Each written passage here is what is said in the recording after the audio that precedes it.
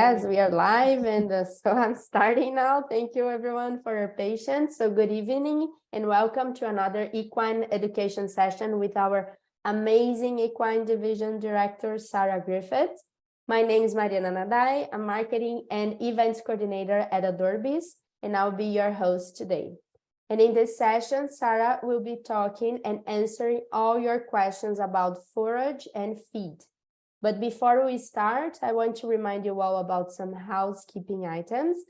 Please switch your chat to everyone so that we can all join in on the conversation.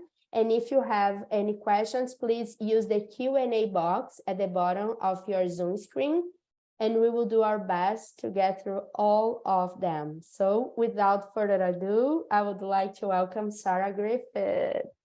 Hello, thank you very much, Mariana.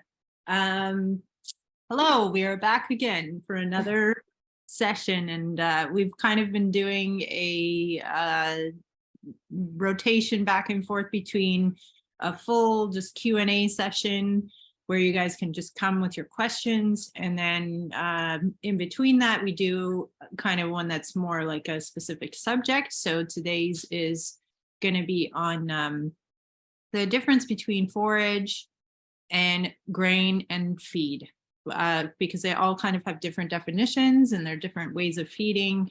So we're going to just kind of run through that because people get the lines get a little bit crossed, and it can be a bit confusing as to, what these terms actually mean and what you're actually feeding. So and there's many different ways to do these things. So I did put together a few slides for today.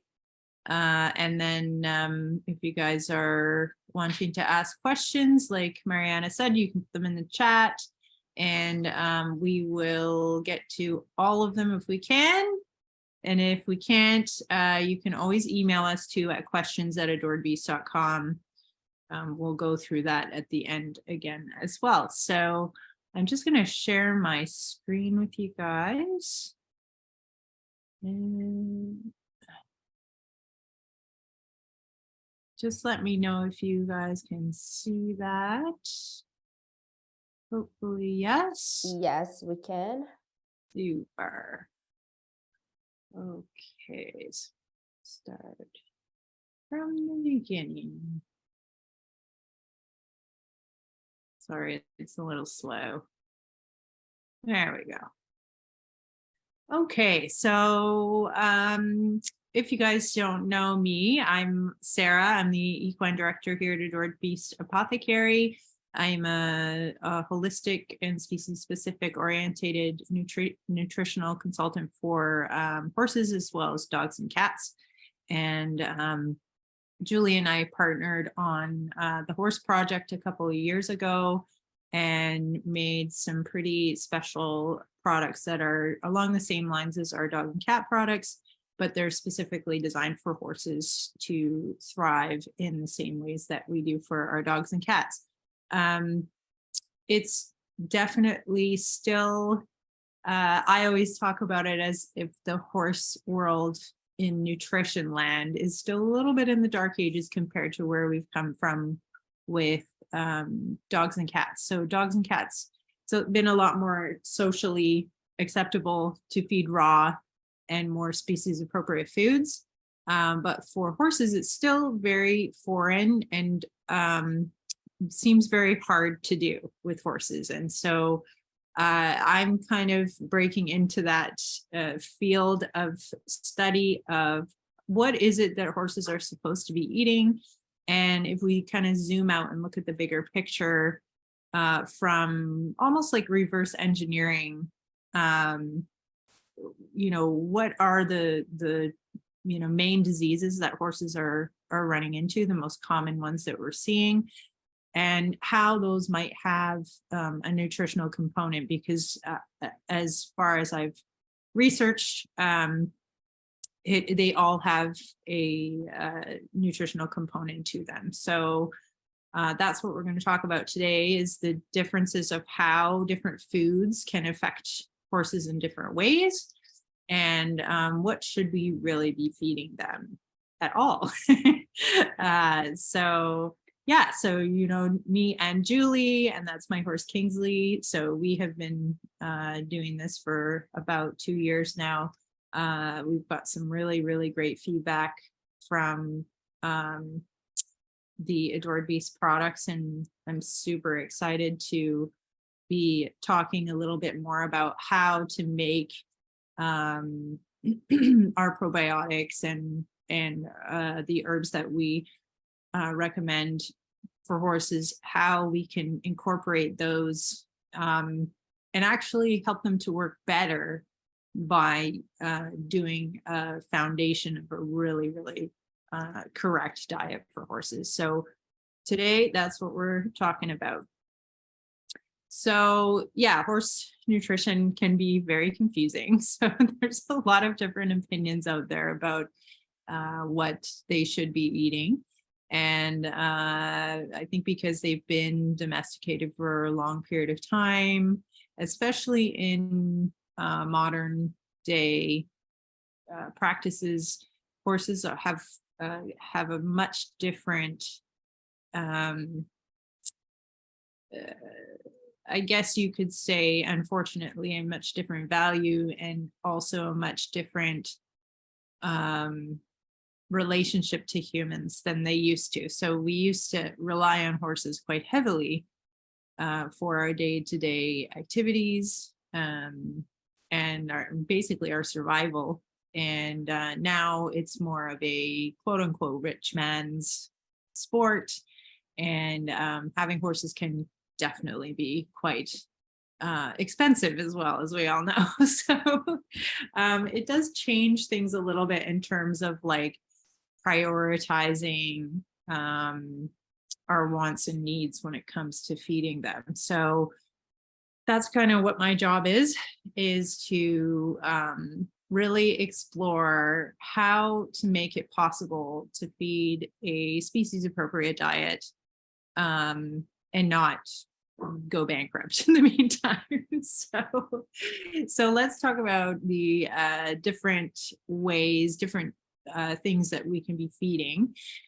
So there's 3 main categories: forage, grain, and feed. And I do put grain and feed into 2 separate categories, where sometimes they do get put into 1 category. But I'm going to make some definitions between the 2 because they are quite different. So let's start with forage. So forage is basically anything that a horse, plant-based, that a horse would consume in their natural environment. So one of the biggest issues is that horses kind of don't have access to this as much as they used to, or if at all. So depending on how much natural space your horse has access to is relative to, how much variety they're getting in their diet. So forage is, as even, in conventional terms, hay is always the foundation of a healthy diet for horses. Hay in itself is kind of a science, and depending on what climate you're in and what kind of grasses are growing, hay is one piece, but it's a very small, it's only a piece of the greater picture when it comes to the word forage.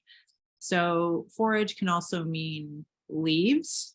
It can mean flowers, twigs, bark, roots, seeds, and also any kind of like mineral, rock, or soil. There's certain types of soil. They'll go and they'll dig and they'll find certain places where they want to eat the soil. I actually have we have a spot here where they all, in the summertime, once it gets really dry, they'll all go in this one spot that has a lot of runoff from the big forest that we have in the back, and they'll dig right down in there and they'll just eat big chunks of dirt. So it's really interesting to watch them, naturally just want to do this. So I never I just watch and I allow them to do it. And if I know that if they're doing that, that they need to do it. So, and I'm quite lucky here. We have quite a variety of different plants that they can eat during different seasons. So it really does make it a lot. There's a lot more variety for them. So, and then grain is another category that includes mostly whole grains that are grown most of the time in an industrial fashion. So oats, barley, and corn are kind of the main ones that you'll see being used with horses.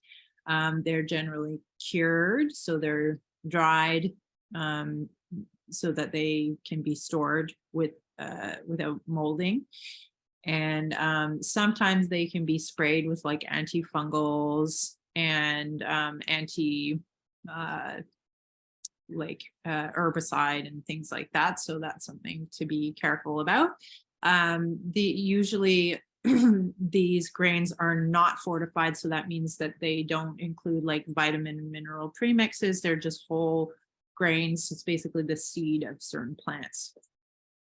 And then carbohydrates are sort of the reason why we would add grain into the diet. A lot of people use oats, and they do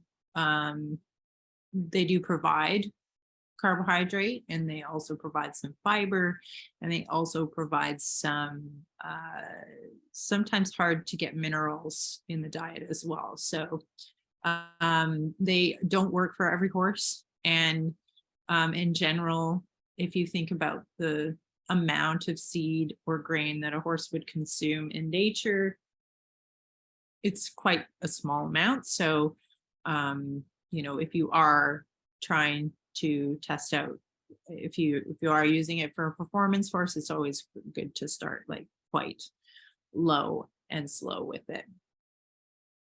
And then feed is different from grain.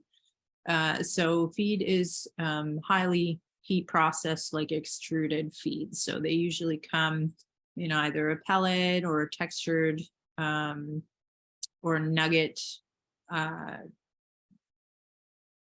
material, like and then or either in a brand form. So usually they're made from a lot of byproducts, unfortunately, so they can be a lower cost to produce. But that usually means that the ingredients are kind of lower quality as well, and oftentimes not species specific either. So for example, soy hulls are a major, they use those a lot in as a base in horse feeds.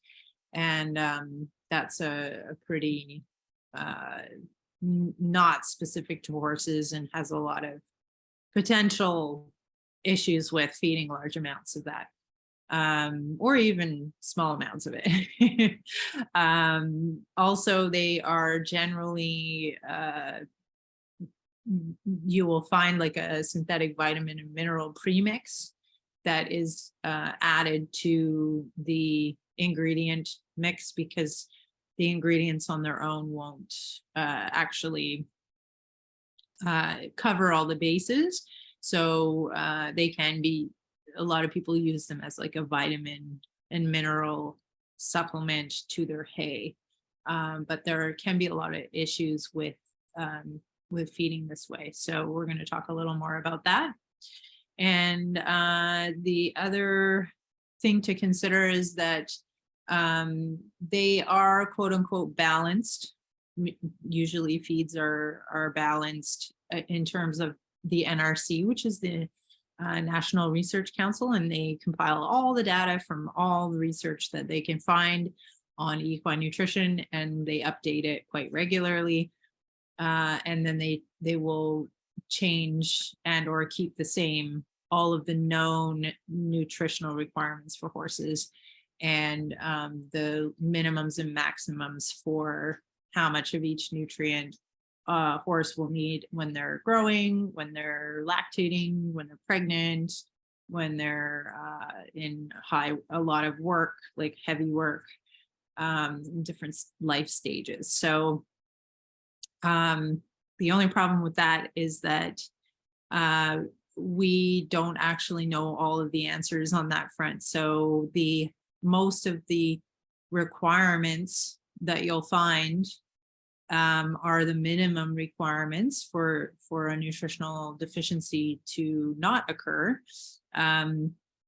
However, we don't know what the actual amounts are on some of these things for what it means for that animal to thrive. And when we're using synthetics, as many of you might know, those are not as bioavailable as naturally occurring minerals and vitamins that they would be eating from their natural food sources. So so there's a lot of reasons to not use feed. There's a few reasons that you could use it if you're on a budget, or if you're really not sure how to balance the diet without it. Those are two reasons why people would consider using it. But we'll talk a little bit more about how you can do it quite easily without it. And not to say that all feed is bad, but you do have to make sure that you know how to choose it as well. So we'll talk about forage first in terms of pros and cons. So the pros on forage obviously is species appropriate and really imperative to health. So, across the board, there's a consensus that hay is, should be the base of every horse's diet. But hay in itself, like I said, is a whole entire science, which I'll probably end up doing a lecture on because there are some good and bad ways to do that as well. And the other thing, if you're using forage in a way that is contains a lot of variety, so not just grasses, but all that other plant matter that I discussed earlier, it can be extremely high in fiber, and all of that fiber actually offsets any sugar that's in the diet. So naturally, that's how horses regulate their sugar.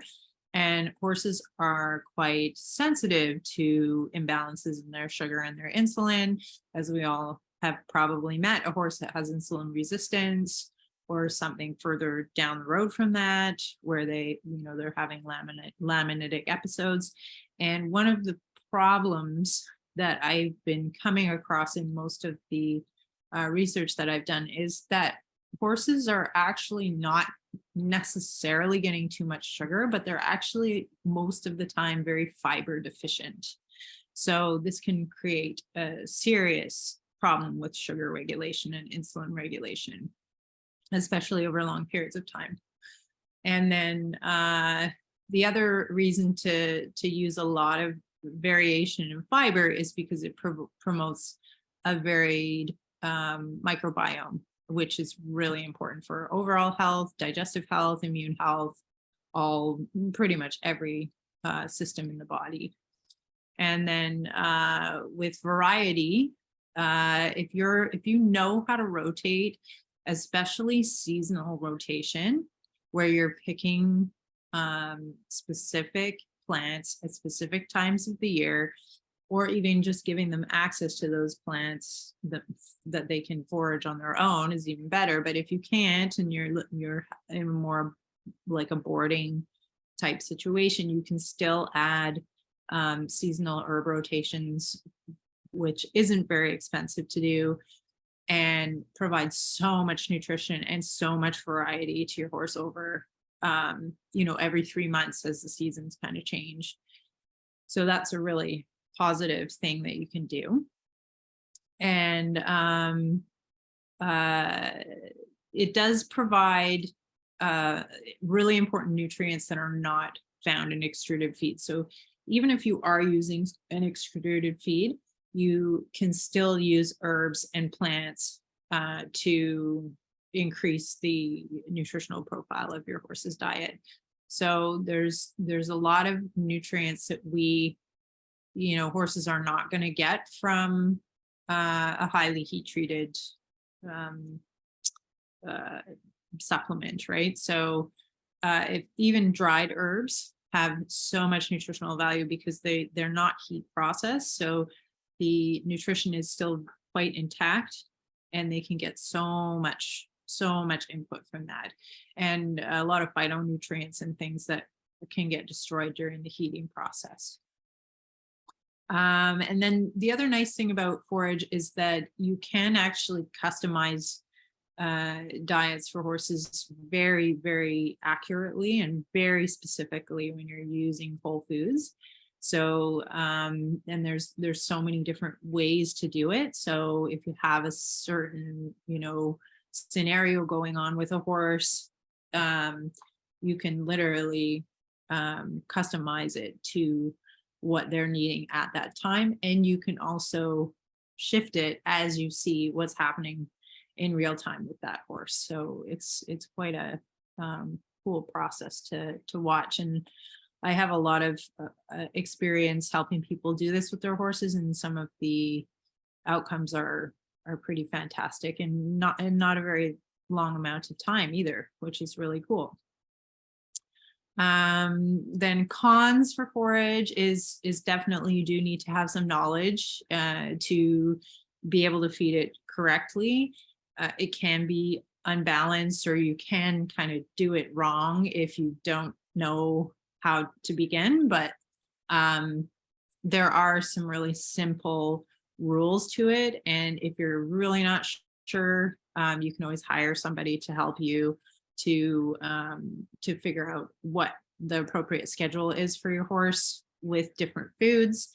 And if your horse is having some specific type of health concern, it is good to do it with somebody who has some experience. And yeah, so forage also can contain a lot of sugar if it's not done correctly. So you always want to make sure that you are offsetting that any starch that might be in the diet with a lot of different fiber sources. So if they're not getting those fiber sources, but they're getting some kind of hay or grass that is high in sugar, then that's going to really change the way they're functioning metabolically. Excuse me. Okay, so grain, pros and cons on grain. They can also have some healthy fiber associated with them. Horses are hindgut fermenters, so they can actually deal with some sorts of fiber sources that we would not be able to digest and process, but horses do have the ability to do that because they have a much more powerful digestive system than we do. So it can, with grain, especially with oats, I find that it does help provide some really nice fiber.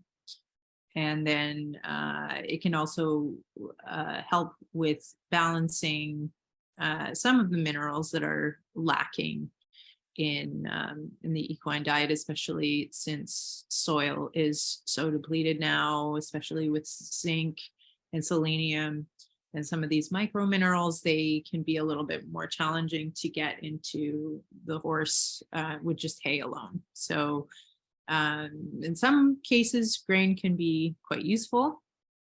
The cons on grain is that they can contain a lot of starch, depending on which form they're in.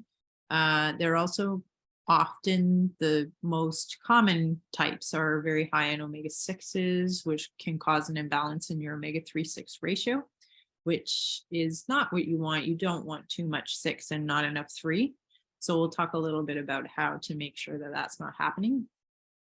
And the other con is that they can often, if they're produced by large agriculture processes on monocrop type of occurrence, which most of them are, They can be contaminated with herbicides and fungicides, especially glyphosate, which is very well studied to be an endocrine disruptor and a patented antibiotic, and really can mess with their microbiome and also their metabolic status as well. So it's really important that if you're using grains, that they're certified organic, and that you know exactly, you know that nothing is going to be getting sprayed on them, especially if you're using them on a regular basis. And then the other unfortunate part about grain is the storage on grain can be questionable. So sometimes it's not cured correctly, and it can contain aflatoxins such as aspergillus, which is very toxic. It's a type of mold that can grow when grain isn't cured properly, which means it's not dried properly, and then it harbors some moisture, and then molds can grow inside of it. So that's really important to ensure that you're not feeding a large amount of aflatoxin to your horses on a regular basis, because it can really affect their immune system and their digestive system as well. And then, okay, so feed pros and cons. This goes for just extruded feed, so heat processed kind of pelleted feeds. So the major pro is that it's very convenient. So you basically just scoop it and pour it in a bin for them.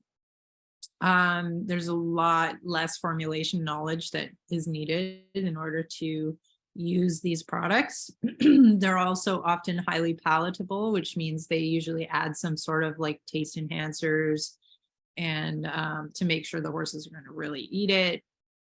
Unfortunately, those taste enhancers are often not in the horse's best interest. So it also completes the equine diet, but I did put a question mark there because we can only complete a diet as much as we know how, and it's basically impossible to determine all of the synergistic effects of all of the naturally occurring nutrients that exist in every plant that a horse would naturally eat. So it really is, complete is a very relative term. When you're thinking of it in scientific terms and laboratory terms, it means one thing, which is kind of the science of the studies that we do know, but there's obviously a lot of stuff that we don't know. So the most useful way, or the most effective way to avoid some of these really common diseases that are coming up in horses is to actually feed them more in a natural way, because they do have a very sensitive system. They're very sensitive to stress, and their adrenal cortisol axis is quite, as a flight animal, is quite sensitive.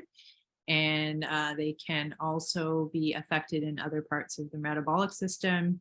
Plus, if you're adding on, a poor microbiome health and chemicals that can, actually dysregulate those systems, it can start to kind of add up over time. So I do believe that that's part of the reason that we're seeing some of these really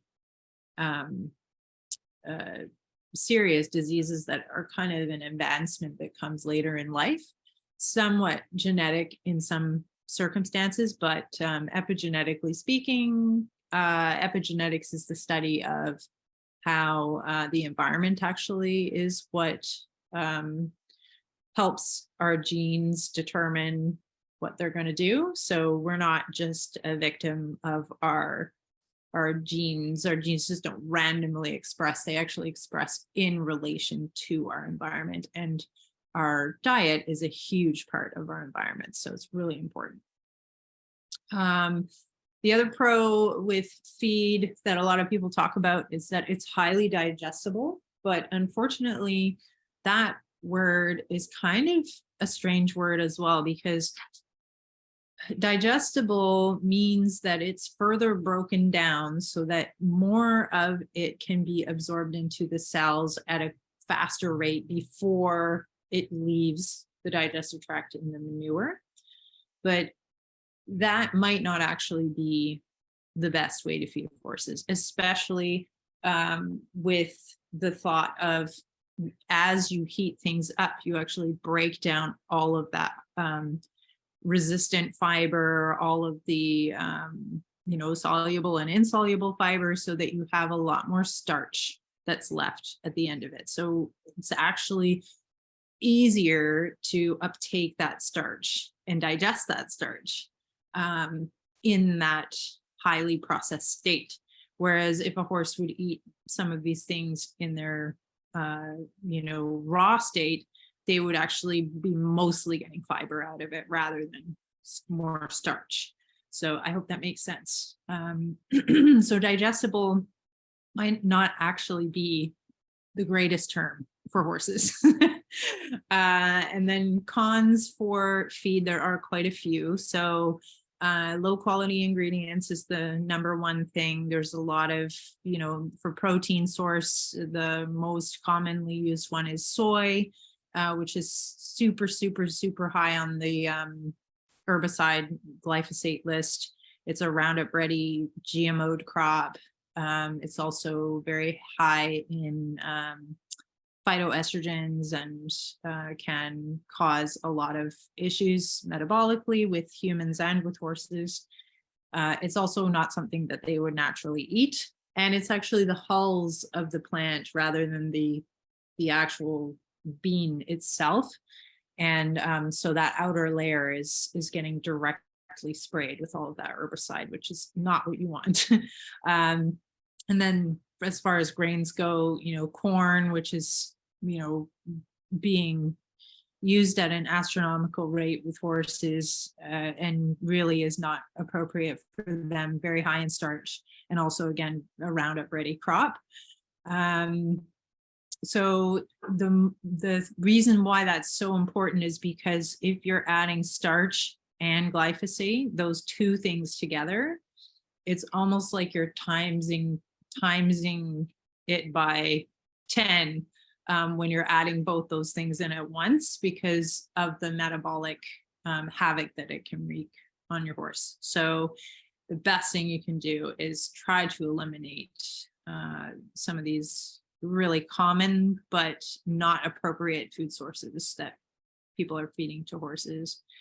It can also, one of the things, because it's so palatable and because they put I usually like molasses or coated in soy oil or some kind of other oil, it can make it highly palatable, but at the same time then it can make it really hard to feed them a variety. It's kind of like cats, when cats get really addicted to dry food and then they won't eat anything else. So it can be a little bit of a process to get them to accept new foods. And then, but once they're off a lot of those types of food, which you would gradually eliminate, they oftentimes, their pickier behavior will start to go away, and they'll actually be more interested in trying different plants and different foods.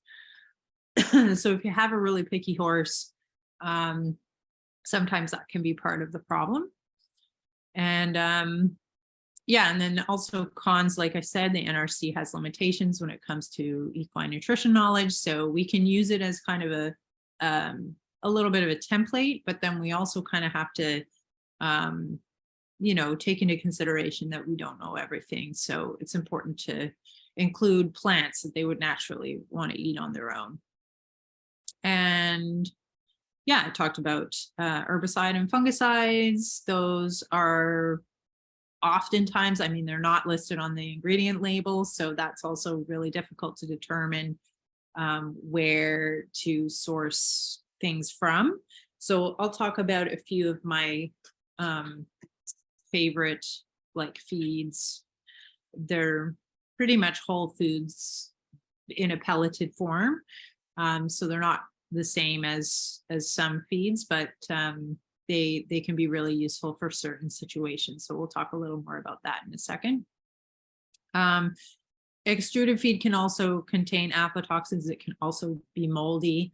So, and that can happen before it gets cooked, but even if it gets cooked, it can still be contaminated with those aflatoxins. And it can also, one of the things that can happen with horses, which is something that I feel is important to note, is that especially with horses that are living in a paddock type environment where they're not always on grass, excuse me,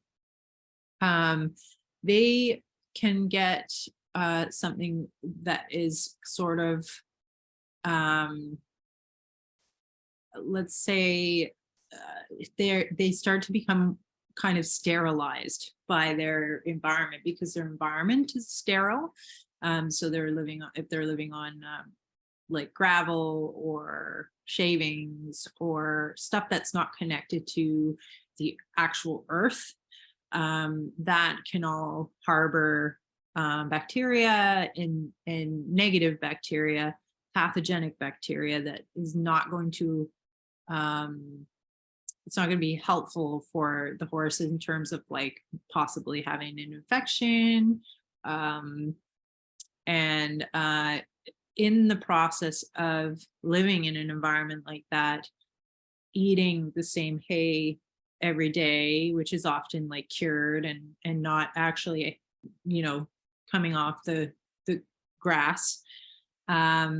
And if they're eating this extruded feed, which is also super highly sterilized in some ways, but can leave room for pathogens to grow rather than inoculating them with good bacteria. So it can, because they're getting the same thing every day, it can fix the microbiome, which means it gets less diverse. And, you know, when you try to add some kind of new food, you either get like a massive, like, you know, digestive, you know, diarrhea, or you can sometimes have colic issues because of one tiny little change. So horses, obviously, if they were out on a pasture, they're going to be the microbiome is going to be connected to their environment in such a different way than if they're in a more sterilized environment. So that's really important that we kind of have to think about bringing the microbes to them if they're living in a more sterilized environment. So that's a really important thing that a lot of people don't really think about, but it also contributes to their digestive health, their ability to absorb their nutrients from their food, and also the different types of microbes that live in the gut actually create some of our really, really important nutritional needs, like B vitamins and vitamin K and many enzymes that are needed for different metabolic, you know, processes in the body. So you can see how it kind of all feeds down into either a good spiral or sometimes a not so good spiral. So it's just something that's really important to think about when you're thinking of kind of the bigger picture on horse health. Yeah, so horse specific forage, I just wrote down a few of my favorites here. I also wanted to mention that if you guys email us questions@adoredbeast.com. If you want to request, I have a seasonal herb rotation cheat sheet that I can email over to the girls to send over to you. I didn't put it on this slide because I thought it was way too much to go through, but I can always send that along. So when we're talking about horse specific forage, you can actually do seasonal rotations of grass if you're really knowledgeable and you know how to do that with your fields. There's cool season grasses, and then there's also warm season grasses. And if you get it right, especially in a climate like where I live in BC, you can actually have cool season grasses and warm season grasses, and you can rotate them onto those different grasses as they come up over the season, which is actually really also helps them kind of interface with their environment and give them variety of different types of forage throughout the year, and forage that would naturally be growing at that time of year. So that's really important. And then seasonal herb rotation, same kind of thing. There's specific herbs that grow in the spring. And if you watch horses as they forage on their own, if you watch them in the spring, the summer, the fall, and the winter, they actually will go to certain plants at certain times of the year if they have access to them. So that's also really interesting to be able to see how they naturally interface with what is happening around them. And the more input they get from their external environment, the easier it is for them to stay in homeostasis, because they have this relationship to the outside world and to their environment. So that's why I'm so insanely crazy about seasonal rotation of plants, because it's more than just a scientific principle. It's actually an energetic principle as well. So it really helps horses to their bodies to understand what they're supposed to be doing at certain times of the year, and what their circadian rhythm should be doing, and how we can support all of that stuff as the seasons change and as they go into, the cold season and come out of the cold season and go into the hot season. There's lots of things that are changing inside the body over those periods of time. So if we keep giving them that feedback, it can really make like a huge difference in a very short period of time. And then if you have access to these things, is there other things that I definitely offer my horses, and they will gladly eat as much as I can forage for them. So in the early spring, it's really wet here. And so if we want to save our fields and have the horses out on the fields in the dry season, we have to keep them off of it in the wet season, because they just tear it all up and then there's nothing for them to eat. So that doesn't happen in every climate, but here it's definitely a thing. So we have gravel paddocks where they live during that time. And then I do a lot of foraging for them, so that they can still have access to some of these springtime things, especially in the spring. So my picture here is of dandelion. So I'm crazy about feeding them dandelion, because they will literally eat more dandelion in a field in the spring than they will grass. And that's a big deal, because dandelion is not high in sugar. It's very, very low in sugar, and it really helps to set them up for, health for the rest of the year. So it's so highly nutritive, and it's also helps with cleaning out the liver, the kidneys, and it's a perfect springtime herb, because it does all those things. It helps because we're more stagnant in the winter and it's colder and our circulation's worse. And so as it gets warmer and our circulation's better, and so we start to detox a little bit. The days get longer, circadian rhythm changes, and we do need liver support for that. And this is the number one herb that horses will just naturally go for it, and eat as much as they possibly can. So I make sure my horses have access to dandelion all the time. And then they will eat different parts of the plant at different times of the year. So in the spring, it's the leaves. They're the tastiest part, and they naturally like the leaves. Then they'll start to eat the flowers as the flowers start to bloom, and they'll even eat the little puff balls when they have all their little seeds on them. And then in the wintertime, they actually will dig into the ground and pull out the roots, which are actually super medicinal during that time of year. So it's very interesting. And all of these things in herbology, in human terms, there's different times of the year that you would harvest these different plants based on their nutritional and medicinal.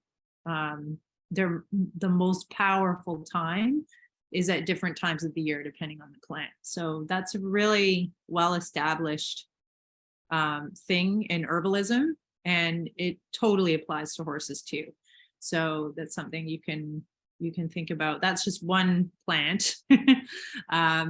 But here we also have access to like blackberry and raspberry leaves, which are actually higher in vitamin C than the berries are.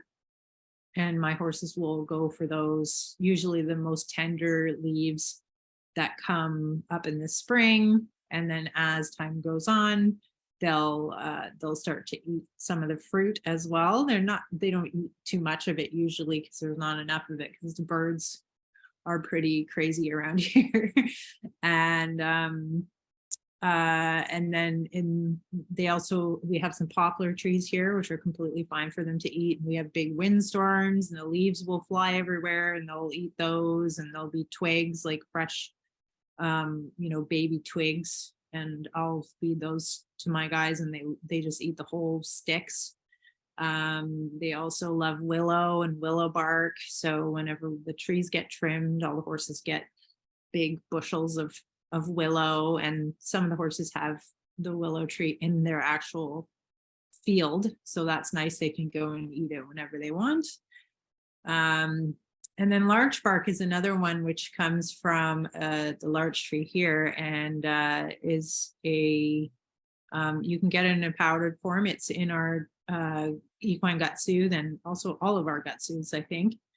And it also has like a super high vitamin C value, really unique types of fiber that are really helpful for as a prebiotic for the digestive system and for giving probiotics and helping with maintaining a healthy microbiome. And and then roots and seeds, horses will just dig and in the ground and find whatever they want in terms of roots.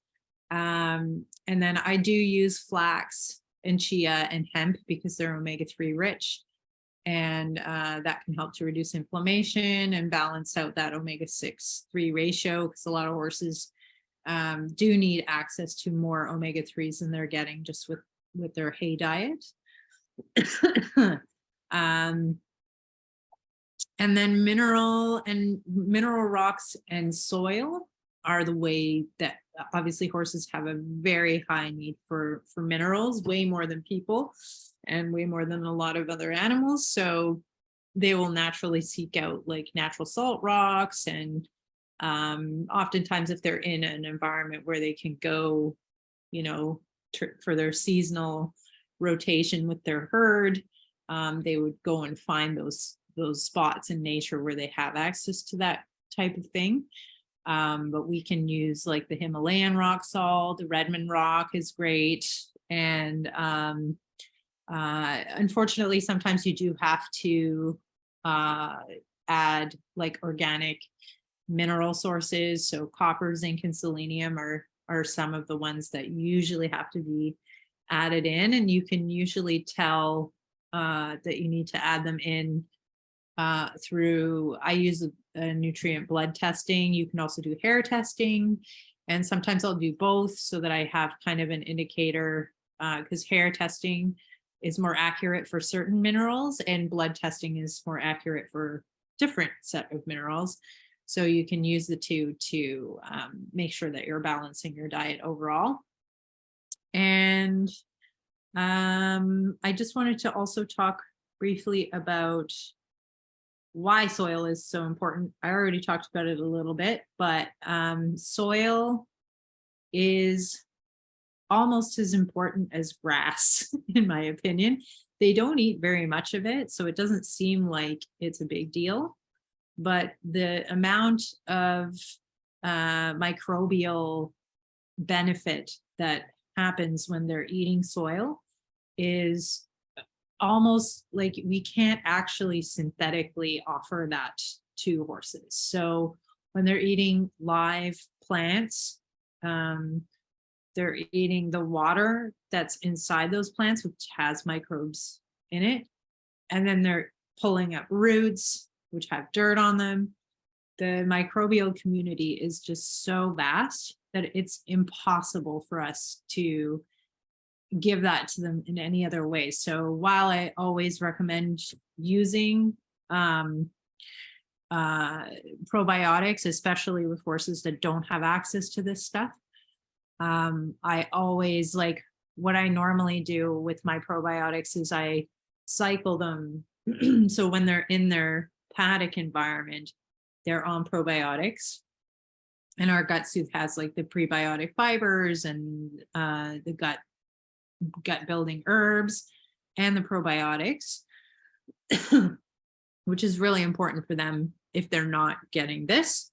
And then once they start to transition onto the grass in the spring and the summer, then I will give them a break from the probiotics and just allow them to inoculate themselves with natural like soil. And then in the winter or in the fall, when it starts to rain again, then they go back on their probiotics. Some horses do well on the probiotics all year round. So you can always cycle them depending on how they're working for your horse. But I wanted to make sure that you understand that the soil and grazing, it's not just about the grass part, it's actually about the soil part as well, because that's what's going to inoculate their gut on a regular basis. And I literally think that it protects them from, colic and ulcers and all of these things that have become kind of epidemic proportions for horses. It also provides minerals too, especially if you know that the ground where they're eating out of is, in a more natural state. So here we're really lucky because we have a huge forest that backs our property here. So the runoff from the forest comes into our fields.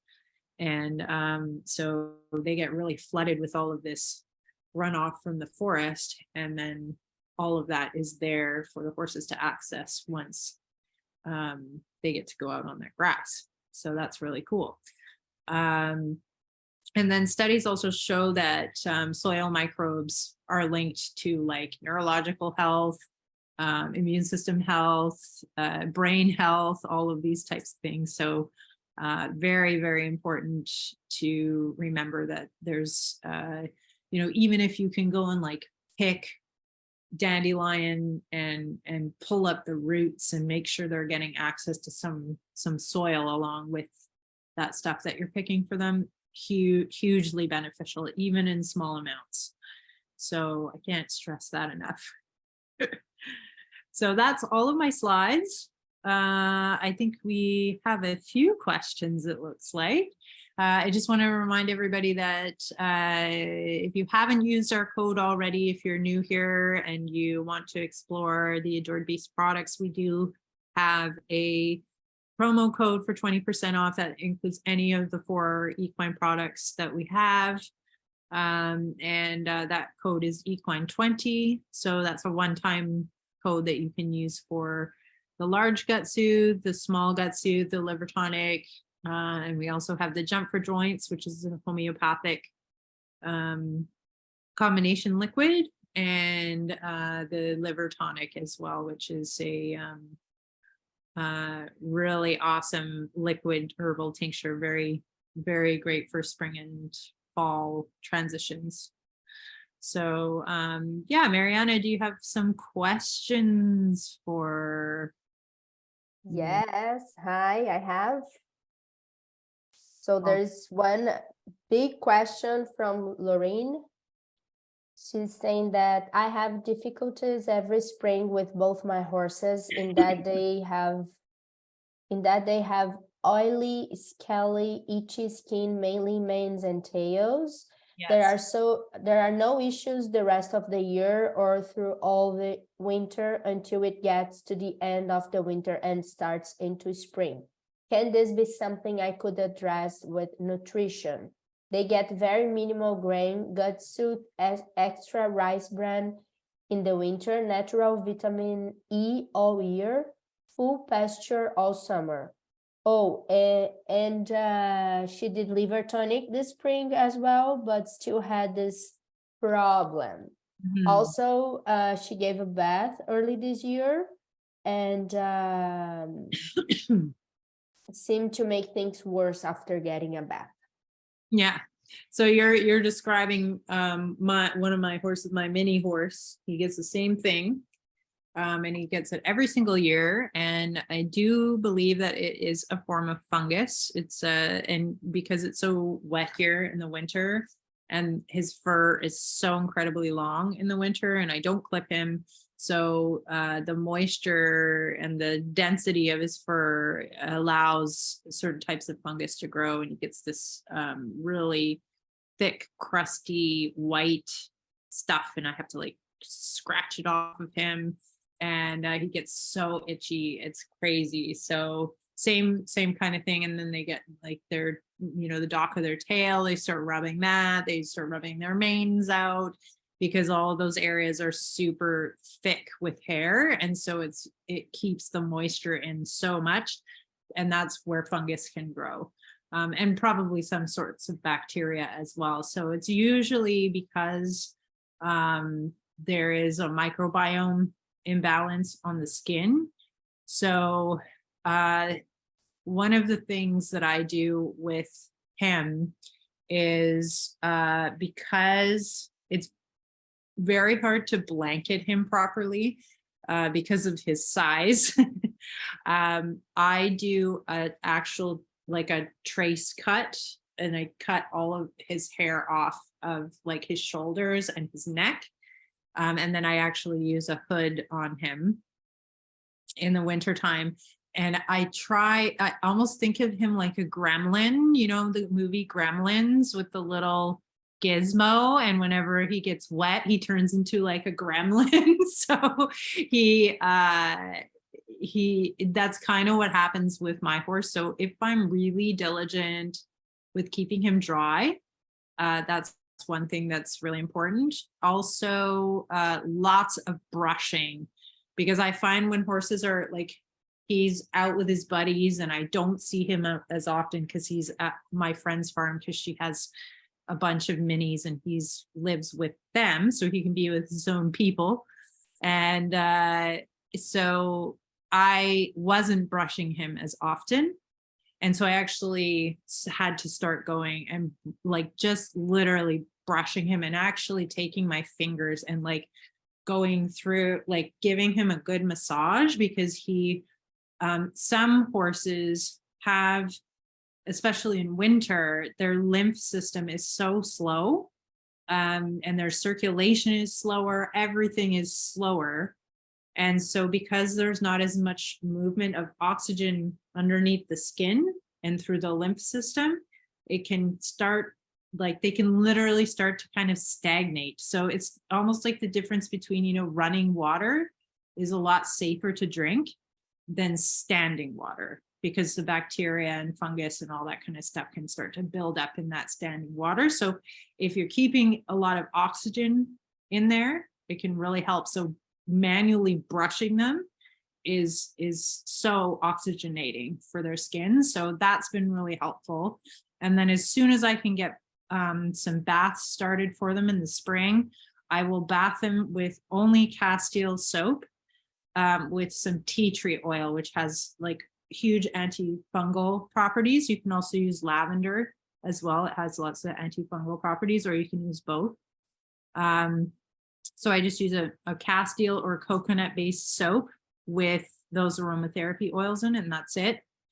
If it's really severe and it's like a quality of life issue, I don't often recommend this, but I have had to recommend it a couple times for horses where we give them an ivermectin like dewormer, because it's actually an antifungal. So if they're like systemically like suffering, you may have to do like 1 or 2 rotations of that while you're supporting them, getting them on probiotics, doing all of your other things, so that you can avoid using it in the future. But if it's really severe and they're really, like, there was one point where he was so itchy that it just wasn't fair, and he was so uncomfortable. So there's also remedies you can use too, like Thuya is a huge remedy, homeopathic remedy for fungal infections, which can be really useful. So, and then if you have a horse like that, liver tonic is pretty much like, you can use liver tonic all the time. But I would probably use it like completely, like from like fall, winter, and into spring, and then you can like stop for the, the summer months. But yeah, those would be all my initial tips for you. And just being really careful with what kind of shampoos you're using, because that might have been why it got worse after. Because if you get them wet and then you strip the good bacteria out and there's all that bad bacteria on there, then the bad bacteria can just grow more. And with the moisture there, it can promote that, right? So yeah, it sounds like same type of scenario that I was trying to figure out with my mini for several years. But now that I've kind of figured those things out, he gets like little bits, little patches. And then I just start with like major grooming and all of those things, and big baths in the spring, and making sure I dry him as quickly as possible. I usually just take him and hand graze him in the sun so he dries off super fast. And then brush, get all that winter hair out, all that stuff. Sarah, Lorraine actually add some other information here in the chat. She said that her horses are heavily blanketed all winter, minimal hair considering they live out most of the time. Hoods have been a big issue, making many problems worse. And she said that she brushed several times a week, and she's asking about how about use the East Beast protocol. Yeah. I don't know if the East Beast protocol would be the right choice, because that is more for dogs, but you could use some of the same herbs from that. I don't necessarily think that it's yeast though. You could always try it. And Pau d'Arco is like one of the ones that is like the major antifungal in the yeasty bees. You could certainly try it. It would probably be like quite expensive to do that, but you could use the herbs from that and make a horse-sized version. The other thing about like blanketing in the winter, I don't know if you like clip them or if they have longer, like they have a their coat, but that can also kind of like deoxygenate their skin, right? So it's always like really important to be letting their skin breathe as much as possible. So it may be a scenario of like a combination of all of those things. But not to say that blankets are bad, because certain times of the year they just have to wear them. But if you can, like, if you're having this issue, you may have to like increase the brushing to like every single day for a while, which is like take off the blanket, give them a really good grooming, and if they're in their stalls, maybe even let them have their blankets off for like part of the day and then put them back on again. I know that's not always possible, but yeah, it's also like an oxygenation thing, because I'm very positive that that's part of the issue with my guy. Yeah, hoods can really seal everything in, so there's like no oxygen getting to their skin, especially with the materials that blankets are made out of. So just another thought for you. But yeah, you could definitely try the yeasty beast. I would try using Thuya as well, like homeopathic Thuya, and Pau d'Arco does help with fungus of all different types, so that might be another one to try as well. Excuse me. We have some other questions. I will ask maybe the last one, and then I will ask you for you all to send the questions to our community, our community in Facebook, or send it to our email. So this other one is from Leah. Our vet is thinking our Mars should be put on omeprazole for potential ulcer due to her variant behavior day to day. We have tried to avoid this by giving her high quality feed, gutsuit, camellia oil, chasteberry, marshmallow, slippery elm, licorice, ginger root. We give her Cavalor pain miso feed, no oat, low starch and low sugar puffed grain, and hemp and rice bran for protein, and her top line was dropping. She lives in a paddock with limited forage, so we are trying to prevent nutritional deficiency. Wondering if we are helping or hindering her health by giving her feed other than hay. Yeah, that's a very individual question.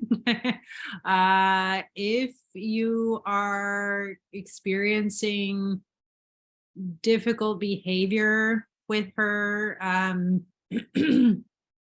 certainly would be helpful to try the omeprazole and see what happens. Sometimes you can do it for a short amount of time and then see what actually happens. And then from there, you can determine whether or not it's actually ulcers that's the issue.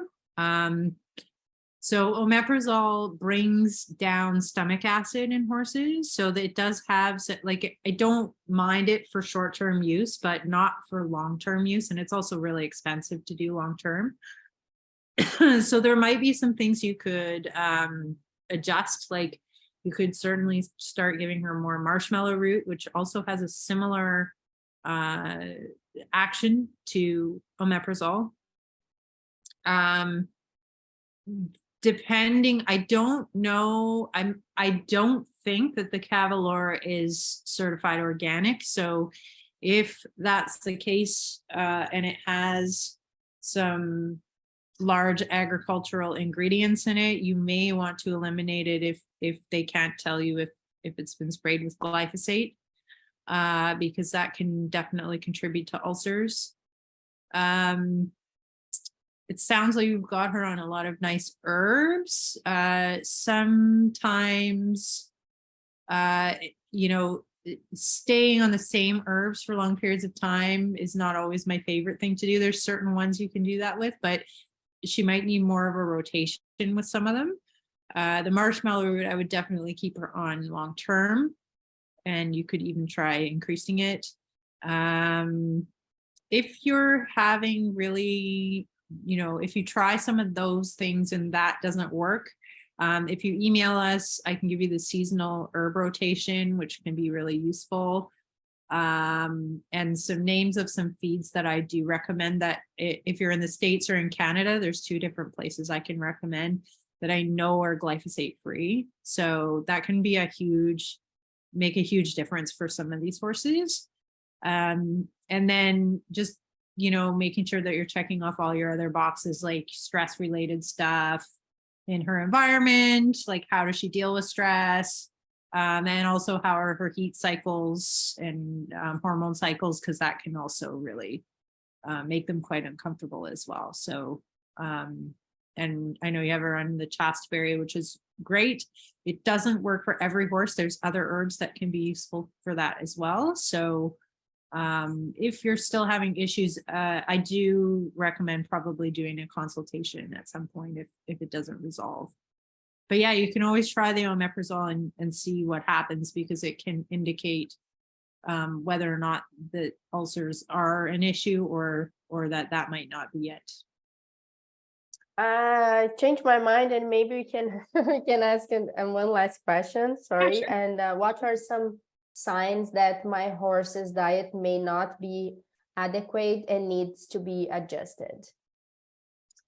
Oh, well, one of the things that I can't remember which horse it was, maybe it was the last one, she said that her top line was dropping, and top line issues generally are a sign of protein or amino acid deficiency. So that's a really big one. A lot of people don't, like, people kind of associate protein as being a bad thing. So they try to kind of minimize the protein in the diet. But it's actually really important that they're getting enough, that not that they're getting too much, but they are getting enough, because they can't put on muscle and they can't make muscle if they're not getting enough protein and amino acid input. They can't build muscle. So your fat, your protein, and your fiber ratios have to be in line. Also, behavioral stuff can show up with certain nutritional deficiencies. Hoof quality can be a determining factor. How they grow in their winter coat and how they shed out their summer coat, or that shed out that winter coat, can be an indicator if they're having a hard time with that. If they have dandruff, can be an indicator of certain things. So there's quite a few different ways that you can tell if there's things that are missing just by kind of looking at them. But then if you're not sure and you're not having anything too weirdly out of sorts, you can always do a mineral panel. That would be the best place to start. If you're having specific concerns about something, there are other tests you can do for, like, vitamin B12, folate, vitamin E, that kind of stuff. But you could start with a mineral profile, which is about $150 blood test, and see where they're at there. And oftentimes you'll find, like, the most common nutrients that are missing are selenium, zinc, copper, all those micro minerals that are a little harder to get now because the soil is so depleted, that you sometimes have to add these things back in. But it's really important to know where your horse is at before you start adding random minerals into their diet. You only want to add them if it's necessary. So it's good to have a baseline, have a place to start before you add anything new in. And then once you know what that looks like, then if there is something deficient, then you can start adding that in. Then you do another test, see where they're at in 3 to 6 months. And then if it still doesn't look quite right, you can adjust your dosage and then do another test 3 to 6 months later. And then you can kind of figure out what their maintenance level of that nutrient needs to be for in relation to the other parts of their diet. But sometimes it's a good idea to get a baseline before you start changing stuff, because then once you change it, then you're not going to know if something was deficient in the beginning. So I always like to have a baseline first. Nice. Hope that makes sense. Yeah.